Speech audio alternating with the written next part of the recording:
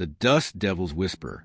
The sun beat down on the cracked earth of Redemption Gulch, a ghost town long abandoned to the elements. Only the skeletal remains of the assay office and a few leaning shacks stood testament to its fleeting gold rush dream.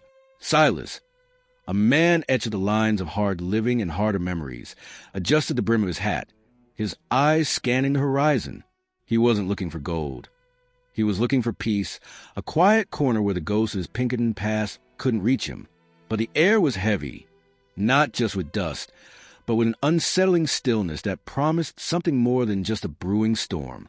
His peace was shattered with the discovery of a crudely carved wooden doll, its eyes hollow, impaled on the doorframe of the old saloon. It was a child's toy out of place, and a chilling echo of a case he'd failed years ago, a case that cost him everything and led him to this desolate existence. A shiver, not from the heat, ran down his spine. The doll was a message, a whisper from a past he thought buried. Suddenly, a small, dust-covered figure stumbled out from behind the saloon. It was a boy no older than 10, his clothes ragged, his eyes wide with terror. "Mister," he croaked. "They're coming. He's coming." Before Silas could question him, a gust of wind whipped through the gulch, carrying with it the first tendrils of a massive dust storm. The sky, once a brilliant blue, was rapidly turning an angry ochre. Silas, his instincts sharpened by years of danger, knew they had minutes, not hours. "Who's coming, son?" he urged, pulling the boy toward the relative shelter of the assay office. The boy, named Finn, mumbled about a shadow man who had taken his family from their nearby homestead. Silas's gut twisted. The doll, the boy's terror, the encroaching storm, it all pointed to one thing. The man he hunted, the one he believed dead, was alive. Elias Thorne, the deranged leader of a forgotten cult, a man Silas had failed to capture, was here. The dust storm hit with the force of a freight train, engulfing Redemption Gulch in a choking, blinding maelstrom. Visibility dropped to mere feet. The wind howled like a banshee, tearing at the flimsy structures, turning the world into a gritty, suffocating nightmare. Silas and Finn huddled inside the creaking assay office, the only sound the roar of the wind and the frantic thumping of their hearts. Then the psychological warfare began. A faint, discordant melody, like a broken music box, drifted through the storm, seemingly from nowhere. Silas gripped his old Schofield revolver, his knuckles white. He heard Finn whimper. The melody grew louder, closer, then faded, only to reappear from a different direction. It was Elias, playing with them, using the storm as his cover. Their escape was cut off. Silas's horse, tied out back, whinnied once, a sound of pure terror, then silence. The rope was cut clean. The path back to civilization was now a death trap.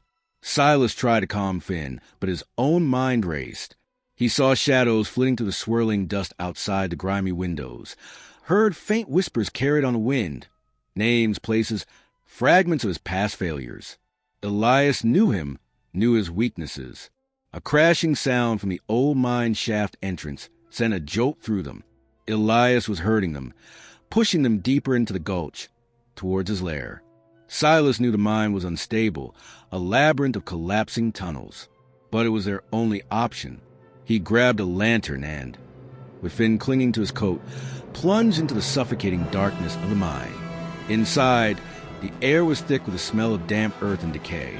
The dust storm's roar was muted, replaced by the ominous creaks and groans of the timber supports.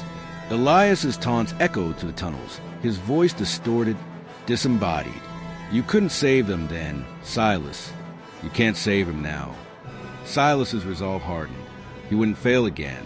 They navigated the treacherous passages, Silas relying on his memory of old mining maps. A tripwire, almost missed, sent a pickaxe clattering down a shaft. A narrow ledge, barely wide enough for one, led them across a gaping chasm. Finn's small hand trembled in his, but the boy's courage, born of desperation, was a fragile flame in the darkness. The climax came in a vast, subterranean cavern, lit by a single, flickering lantern Elias had placed. He stood amidst crude altars made of rock, surrounded by the remnants of his twisted rituals. His eyes, wild and fanatical, burned with chilling intensity. "The storm has brought you to me, Silas," he rasped, "to complete what you started." Elias lunged, not with a gun, but with a rusty mining pick, a primal, brutal attack. Silas dodged, the pickaxe whistling past his ear. The cavern became a deadly dance, the sounds of metal on rock, grunts, and heavy breathing echoing in the oppressive space. Silas fought not for justice, but for survival, for Finn. He used his wits, his knowledge of the mine, to turn the environment against Elias, luring him toward the crumbling support beam. With a final, desperate shove, Silas sent Elias stumbling.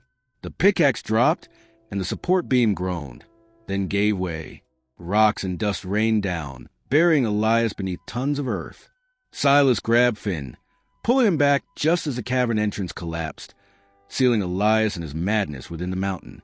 They emerged from a forgotten exit tunnel, blinking into the fading light.